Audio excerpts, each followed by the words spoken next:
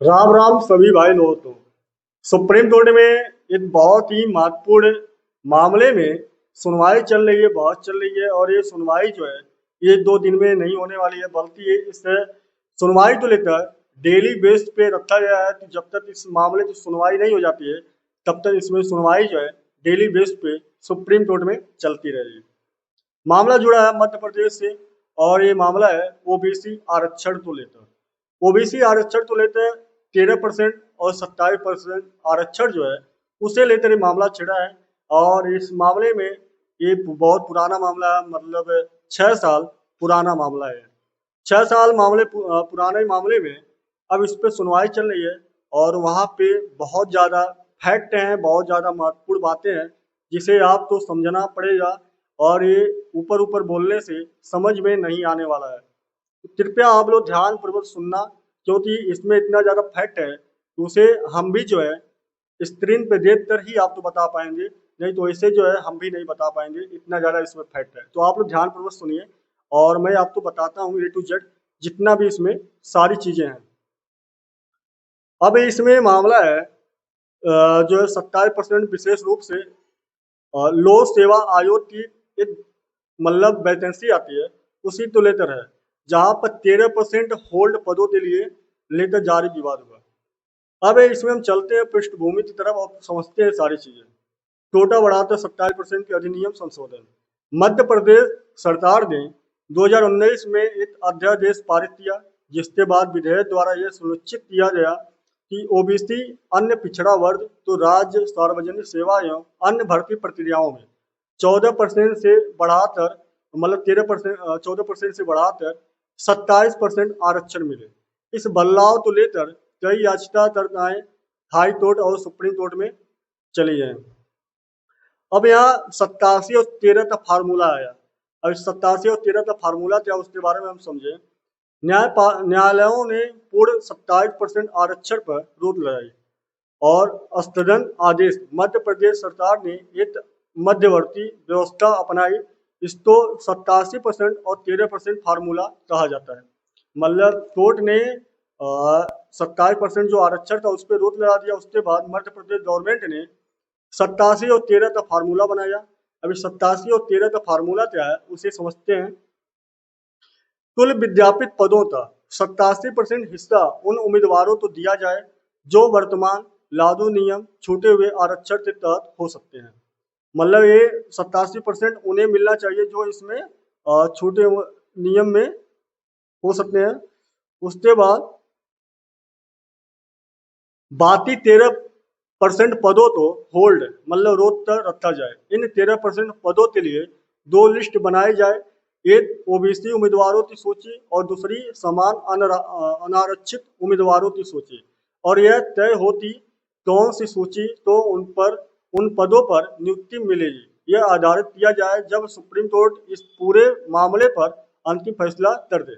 मतलब यहाँ पे मामला ये आया कि जो 87% है उस पर ऑलरेडी वैकेंसी भरी जाए। 13% जो बचा है इसे जो है होल्ड किया जाए। और होल्ड दर्ज है, ये सुप्रीम कोर्ट में जब तक फैसला नहीं आ जाता है कि इन 13% पद पे किन्हें नौकरी मिलना चाहिए, क्या सामान्य अनारक्षित को मिलना चाहिए, जो सामान्य वर्ग के लोग हैं जो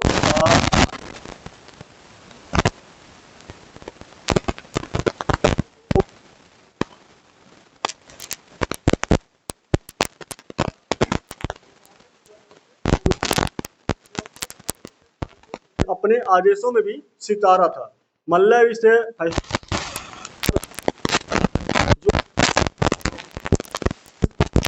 अपने स्वीकार किया जाता है। यहाँ ये महत्वपूर्ण फैसला है।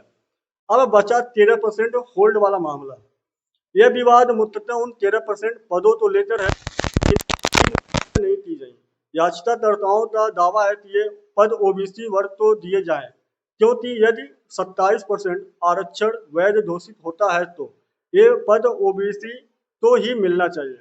दूसरी ओर मध्य प्रदेश लोक सेवा आयोग एमपीपीएससी ने सुप्रीम कोर्ट में यह दलील है कि विज्ञापित पदों में से 87 समय से भरे जा सकते हैं और 13% विवादित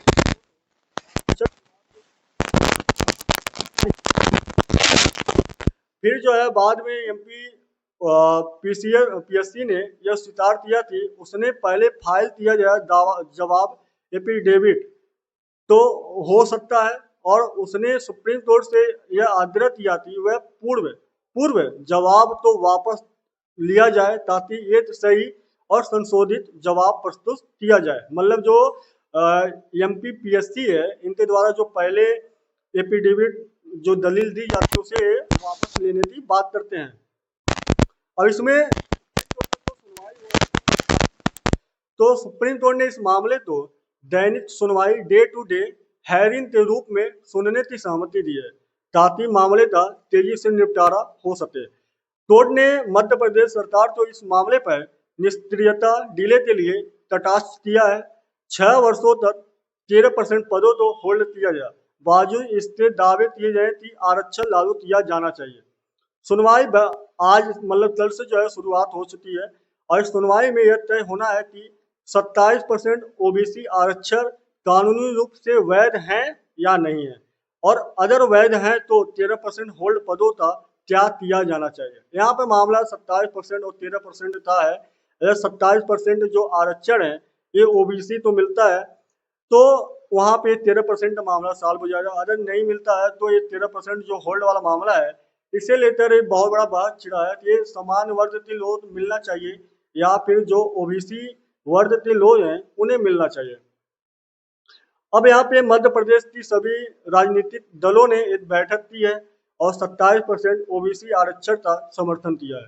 राज्य सरकार भी वकीलों और अन्य पक्षों से बैठकें कर रही है ताकि सुनवाई के पूर्व अपनी दलीलें तैयार हो सकें। अब यहाँ पे थोड़ा और अगर हम बात करें,